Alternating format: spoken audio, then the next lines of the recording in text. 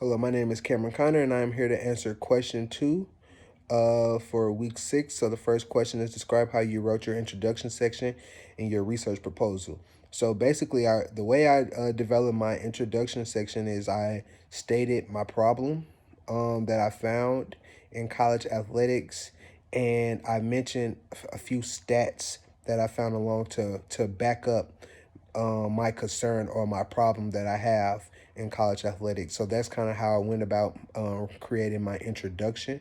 The second question asks, what was the rationale behind the research objectives? So the research objectives that I found, so I talked about self-efficacy, glass ceiling theory, imposter syndrome. So these objectives were things that I found when I was researching the lack of African Americans in college athletics and in other professions. So I really just used those objectives that I found when researching the disparities the African Americans face, and I really just used that to help me back up my reasoning on why African Americans and other minorities are underrepresented in college athletic administration positions.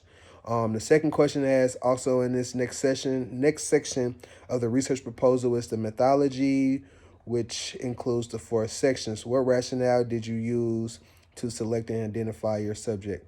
All right, so my subjects or people who are we're going to um, interview. Okay, the way I identified that, I knew I wanted to talk to African Americans in the athletic field to see what were they experiencing um, to get to where they are and the experiences that they still have. So that's really how I picked out my subjects, my instruments. I'm going to do surveys. I pick surveys because a lot of times, especially right now, the people that are in administrative positions in college athletics are pretty busy. So a lot of them don't really have the time to actually sit down and have a hour and a half interview. So I felt that me surveying my subjects would be a lot more efficient way to get my data. So what rationale did you select? So that's my rationale when I select for your when I identify my subjects. The third question is, why is it so important to include information regarding the research team's processes of validating and using a pilot study for your survey questionnaire in the instrument section? Okay, so um why is it important to include information? Okay, it is important to include uh, information regarding the research team's process because a lot of the reader, for example, me, when I was looking up my research and I was looking up other people's methods to do research in their teams, it kind of helped me validate and figure out how did I want to conduct my research. So I feel like that's why it's important to include the information regarding the research teams because it helps your reader figure out how did the author come up with their conclusion and go about their research and their studying. Um, and using a pilot. Okay, it is important to use a pilot study for the survey questionnaire um, because your questions aren't always going to be the right questions or the best questions to ask. So just being able to do a pilot study to see what questions are used could be changed or could be used in a different way.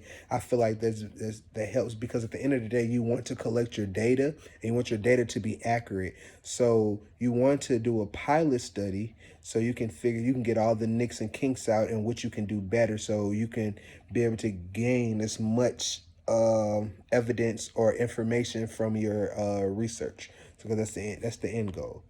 Last question, and finally, why is it important to include information regarding the projected response rate of a survey, and what criteria or rationale did you use to guide the response rate proposed in your study? All right, so it's important to mention your response rate because you want your reader to know how many tests did you give out or how many people were you trying to reach when you're doing your research? And you want to see, so for example, if I reached out to 100 people and only 50 people responded, then you want to mention that, because it lets your reader know that, hey, out of 100 people that I have reached out to, 50 of these people responded back. So now it gives them a number in their head, like, okay, these are the 50 people that actually responded back. And and what criteria or rationale did you use to guide the response rate?